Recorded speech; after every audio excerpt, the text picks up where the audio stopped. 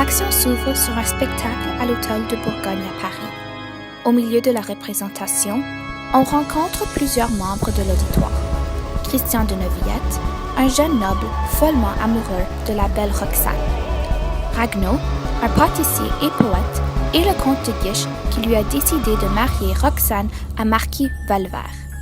Il y a aussi des bourgeois, des soldats, des voleurs, des petits marquis et aussi un père qui veut faire découvrir le théâtre à son jeune fils. Tout le monde était là. Le rideau se lève et la pièce commence. C'est alors qu'intervient Cyrano, le cousin de Roxane, au moment où Montfleury, l'un des acteurs, déclame sa première tirade. Il interrompt la représentation et chasse l'acteur. Valvert intervient et se moque du nez de Cyrano. Cyrano lui répond et donne son propre spectacle à travers une brillante tirade célébrant son long appendice. On pourrait dire des choses en somme, en variant le ton. Par exemple, prévenant, gardez-vous votre tête entraînée de ce poids pour qu'elle ne tombe pas sur le sol avant vous. Encore une fois, naïve. Ce monument, ceci, quand est-ce que je pourrais le visiter? Pratique. La loterie. Voulez-vous le mettre en la loterie? Ah ben oui, monsieur, ça serait le grand lot. Et finalement, truculent. Ça, lorsque vous pétunez, la vapeur du tabac sort-elle de ton nez sans que tes voisins crient « Ah, au secours, le feu de cheminée !» Meurs au fucking butin pied de ridicule. Eh bien moi je suis Cyrano de Bergerac. Buffon.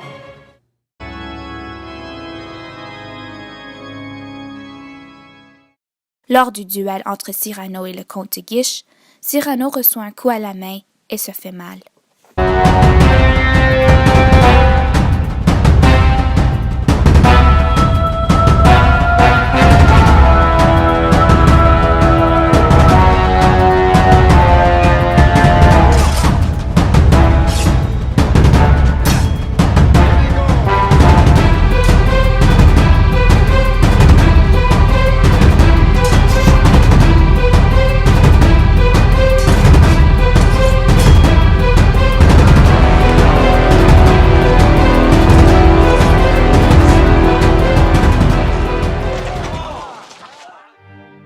Après le départ de tout le monde, Cyrano apprend que Roxane veut le rencontrer le lendemain à la boulangerie de Ragueneau, ce qui remplit Cyrano de joie et d'espoir.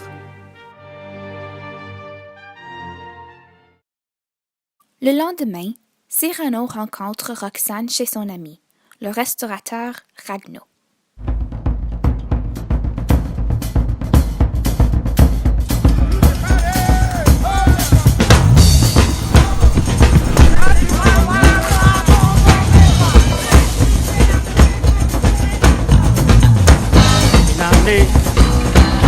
You don't like the big cheese, baby. She's talking about me now, baby. Oh, you want the island red and same first, John. Oh, I'm feeling good, man. Let me say this now. Ok, Ragueneau, quelle heure est-il? 6 heures. Ok, 6 heures. Je vais écrire une lettre, puis je vais m'enfuir. Je peux pas rester, je peux pas la parler. Ok, j'ai une lettre. Ragueneau, quelle heure est-il? Encore 6 heures. 6 heures quand même. Oh mon Dieu. Ok. Non, c'est impossible maintenant. Quelle heure est-il?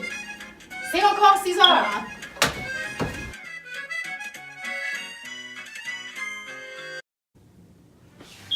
Ah, Roxane, Cyrano. Oh, je suis tellement content que tu aies demandé de me rencontrer. Oui, moi aussi. Ok. Donc, je t'ai apporté ça. C'est pour toi. Oh, merci beaucoup, merci. Mais qu'est-ce qui t'est arrivé à ta main? Ah, c'est rien. C'est juste quelque chose qui est arrivé sur le chemin ici. C'est une grande blessure. Non, c'est pas important. Non. Maintenant, dis-moi. Donc, qu'est-ce que vous voulez me dire? Oui, il y a un beau garçon. Très, très beau garçon. Beau. Oui, très beau et musculaire et courageux. Qui vient de se joindre Avec vous. Dans l'armée? Oui, dans l'armée. Son nom est Christian de Neuvillette. Est-ce que vous pouvez le protéger, s'il vous plaît?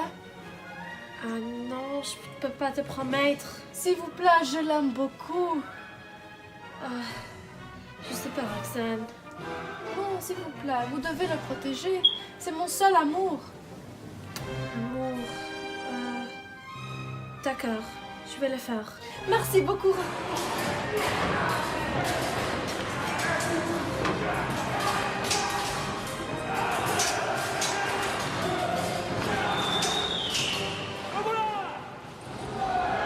Tout le monde est fier de Cyrano à cause de sa victoire de la nuit dernière sur 100 hommes qui voulaient tuer Lignières, à l'exception de Christian, qui s'amuse à plaisanter au sujet de son nez. Les Gascons s'attendent tous à une réaction violente de la part de ce dernier. Mais il se retient, car il a juré à sa cousine de le protéger. Alors! Oh, racontez-moi votre récit du combat. Oh, ce sera la meilleure leçon. Ah oui, mon récit. Ok. Eh bien, je marchais tout seul. La lune, dans le ciel, luisait comme une montre. Quand soudainement, je ne sais quel soigneux horloger s'étant mis à passer un compteur nuageux sur le boîtier d'argent de cette montre ronde. Il me se fit une nuit la plus noire du monde. Les quais n'étaient pas du tout illuminés et, mordieu, on ne voyait pas plus loin que son nez. Ah, mais c'est qui cet homme-là? Oh, il est arrivé ce matin. Ce matin? Oui, je pense qu'il se nomme le baron de Christian de Neuvillette.